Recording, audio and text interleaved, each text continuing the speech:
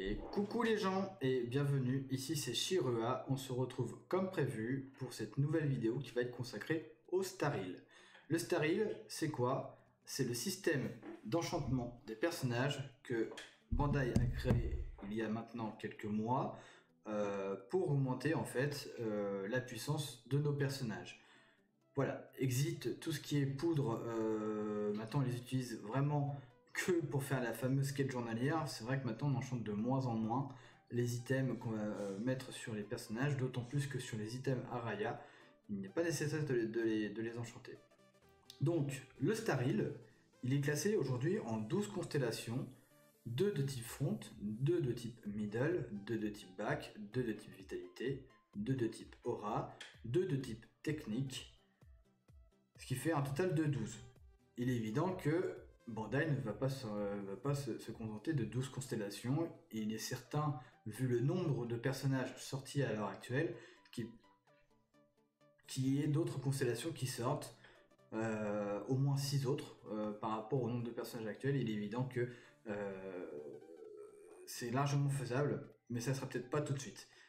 Bon, toutefois, il est important de regarder comment on remplit ces constellations et surtout les erreurs qu'il ne faut pas faire. Puisque je me suis aperçu, en redescendant certaines boxes de ma guilde, que c'était un point du jeu qui était sans doute le plus mal compris, bien qu'il soit sorti depuis très très longtemps. Il y a d'ailleurs sans doute des vidéos qui sont déjà sorties sur le sujet. Mais il me semblait important d'en faire un petit tutoriel qui est à la base consacré, enfin qui est plus axé pour aider ma guilde, mais j'estime qu'elle peut éventuellement aider toute la communauté FR et c'est pourquoi je me permettrai de vous la partager.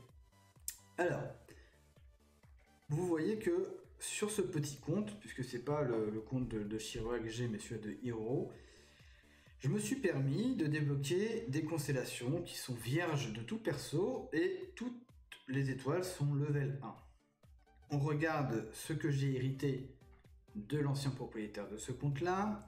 Donc si je prends la constellation Pegasus, on s'aperçoit ici que j'ai des personnages qui sont au minimum level 53 de type Silver avec un maximum d'étoiles.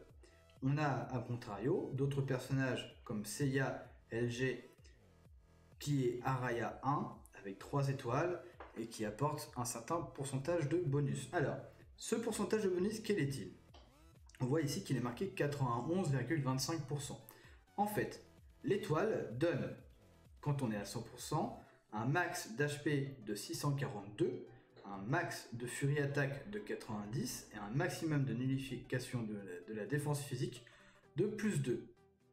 Le fait d'avoir 91,25%, c'est qu'on va avoir 91,25% du bonus max de HP, à savoir là 585, 82 de furie attaque et plus 1 en annulation de défense physique. C'est important en fait de regarder ça parce que il y a notamment des constellations, enfin des étoiles pardon, alors on va essayer d'en trouver une, typiquement celle-là, celle de Jabu, où on a en fait évasion plus 1, et comme on a moins de 100% d'apport par rapport au personnage, finalement on n'obtient jamais ce bonus. On le verra pour l'étoile que je vais...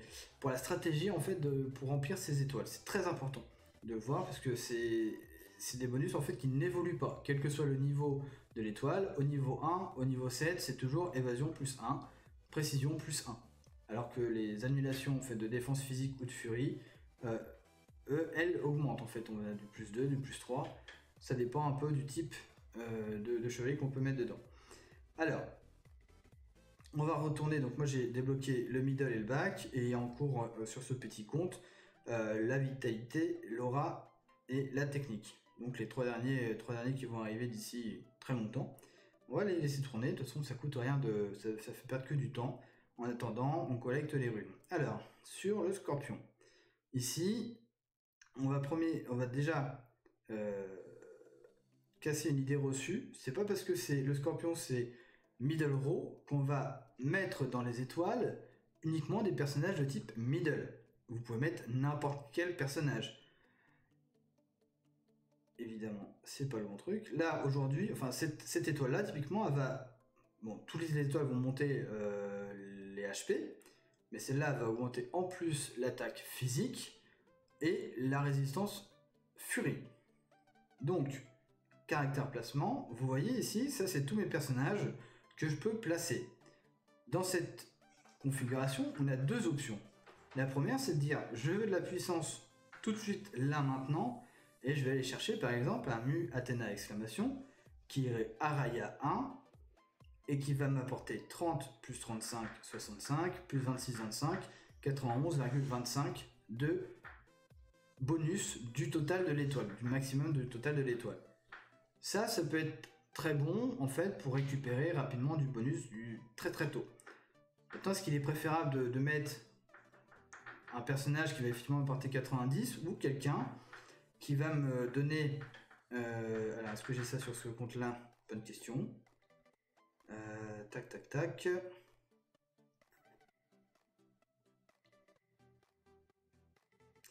Alors, je ne l'ai pas, mais par exemple, si on voulait mettre un personnage ici qui serait...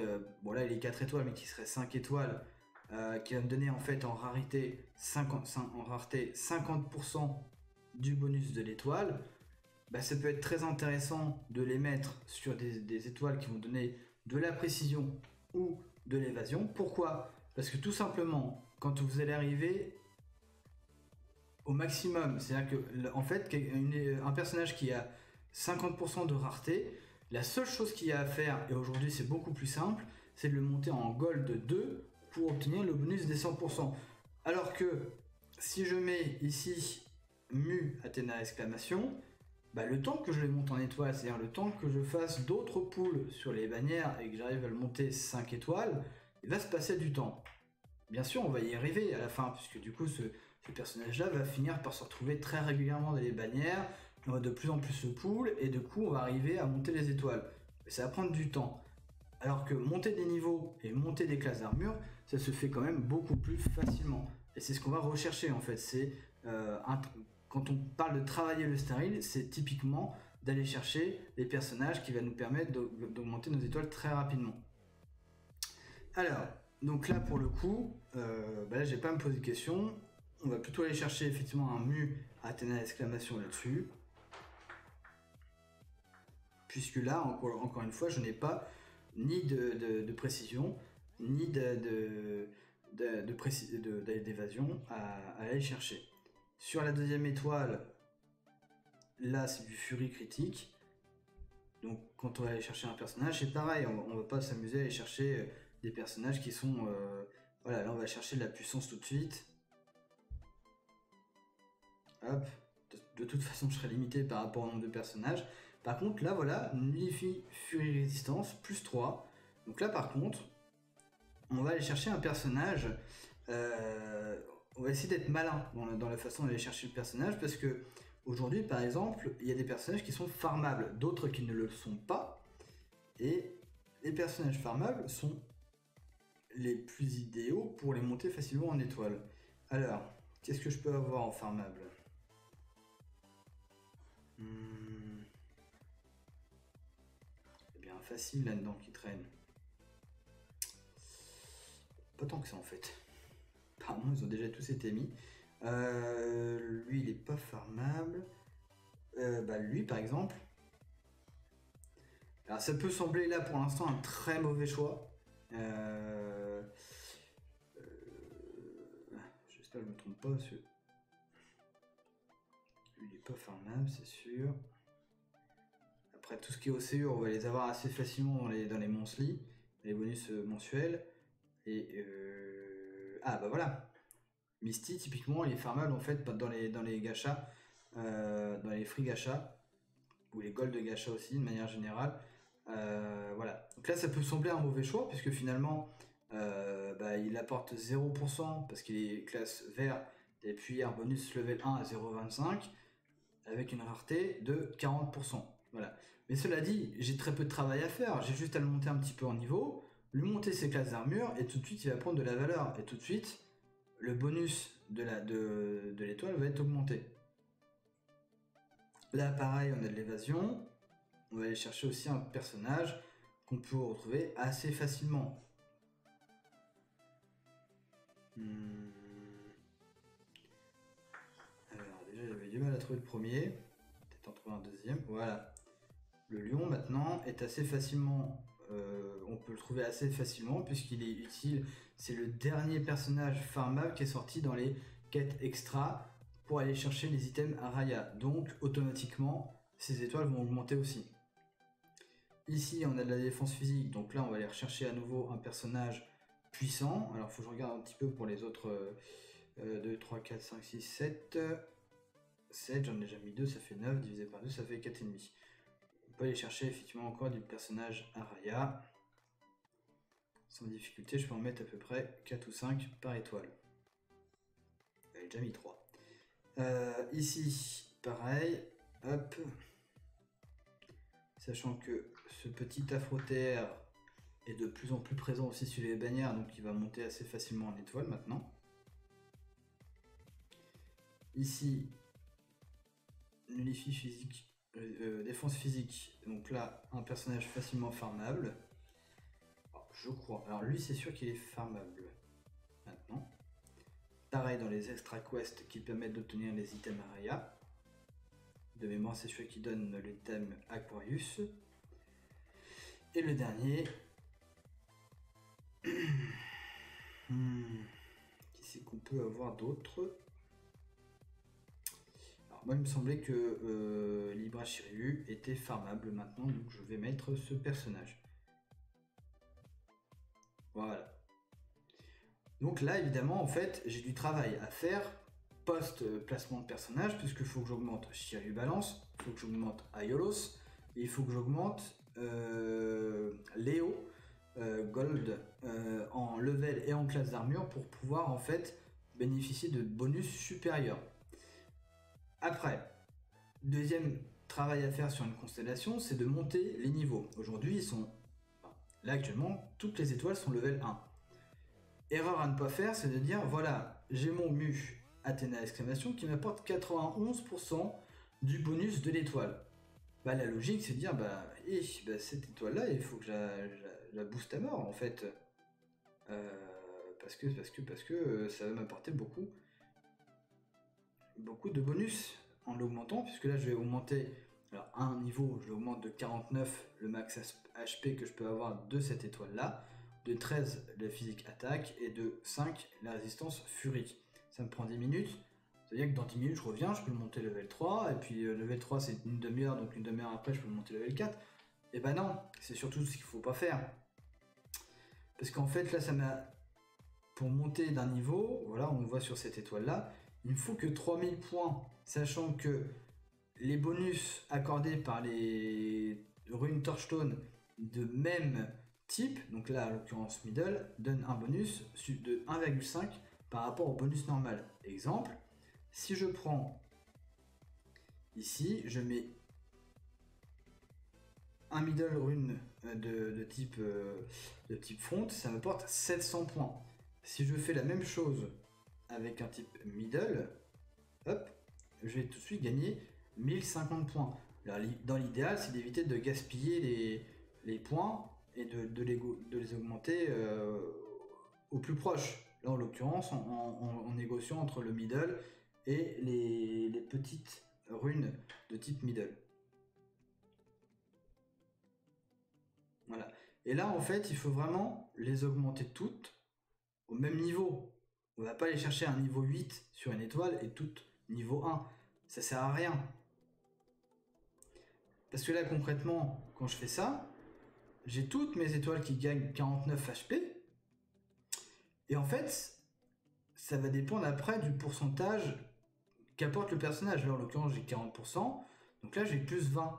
Mais après, quand je vais aller travailler mes personnages en dehors, et bah tout de suite, et bah ça va augmenter. Je vais récupérer ces points là que j'ai mis pour augmenter pour enchanter mes étoiles. Mes 49 HP là, je vais les récupérer par la suite.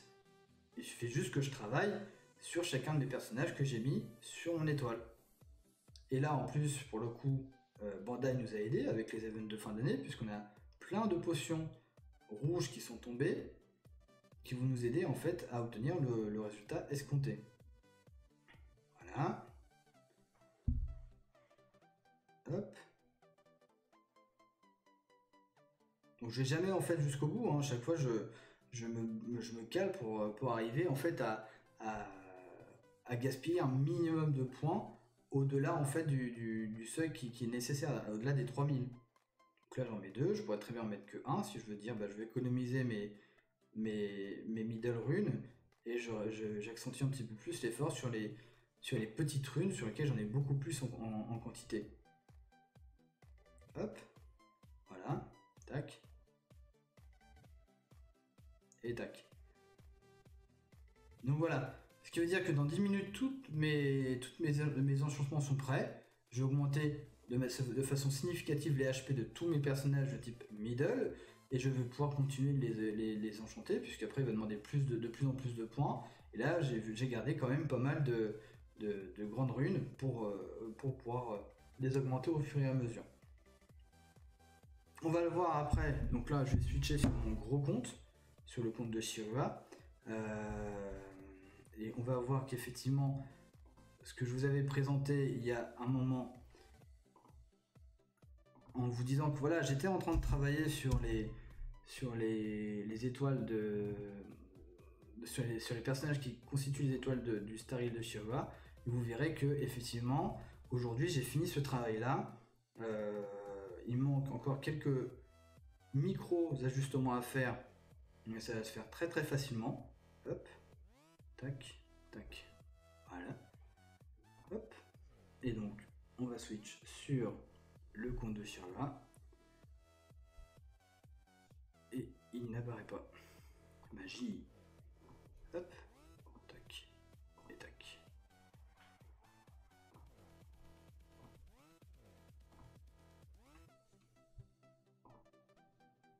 Ah, il est là-haut, mais il ne veut pas venir.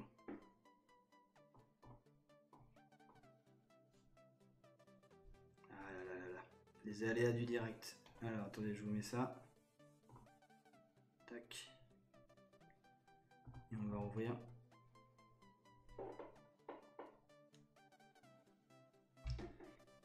On va ouvrir le partage de screen. Puisque je ne suis pas sur l'émulateur, évidemment. Hop.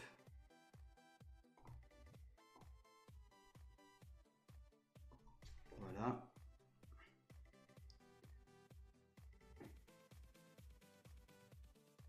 Et voilà. Un jour j'arriverai à la fin de vidéo sans plantage. Alors, donc, sur donc les premières constellations, évidemment, c'était assez avancé. Je travaillais en fait sur le Star Rail des 6 dernières constellations qui sont sorties. Et là, vous voyez en fait que je les ai tous. Toutes les étoiles sont passées Gold 2. Et ce que je vous disais tout à l'heure, ben, ils dépassent tous les 100% du total de l'étoile. Donc là, pour le coup, sur cette étoile-là, level 6, on a un bonus de 492 à 100% et j'obtiens 493 de max HP pour cette étoile-là. Donc, ce faisant, j'obtiens ici 100% de la nullification de la résistance physique, et aussi tout ce qui est bonus d'évasion associé aux personnages qui sont sur les étoiles. Précision assez importante sur le placement des personnages. Il est évident qu'en fait on va fonctionner différemment suivant qu'on est cash player ou free to play. Pourquoi? Parce que moi par exemple, par moment j'ai fait le choix volontaire, alors je crois que c'était sur Hydra, puisque le technique c'est celui que j'ai moins avancé, de mettre par exemple ce personnage là qui à l'époque m'apportait le plus de pourcentage, voilà, comme je l'expliquais tout à l'heure, mais c'était provisoire, enfin c'est provisoire, puisqu'au final, quand il va augmenter, soit il va reprendre une étoile et je vais le passer Gold 2 pour pouvoir avoir les fameux 100%, puisque là je serai à 98,25 avec une étoile supplémentaire, soit j'arrive à obtenir un personnage plus meilleur, et là typiquement grâce à Bandai, on a déjà ce genre de personnage, puisqu'on a eu, alors je vais vous retrouver, Shaina qui était farmable en 5 étoiles avec un certain investissement sur sur l'event, j'en conviens, mais qui m'a permis de remplacer un personnage et de la passer à 106,5% du bonus de l'étoile. Donc pour les cash players, on peut très bien faire des choix provisoires et après de retirer les personnages, même si ça coûte en Holy Stone, pour pouvoir en fait à nouveau améliorer le Star Hill. Pour les free-to-play, il est évident qu'il faut bien réfléchir au placement en fonction des drops que vous pouvez faire sur les personnages et ne pas se tromper. Surtout, c'est important aussi de bien améliorer les étoiles en même temps et non pas d'en faire une et après derrière j'accentue un maximum, je mets niveau 8 après je suis bien parce que c'est un gros personnage, il va m'apporter beaucoup de bonus. Non, parce que finalement on est mieux d'avoir 8 fois le level 2 que une fois un level 8 et le reste au niveau 1. C'est beaucoup moins cher en runes déjà et sur le long terme en fait vous y gagnerez.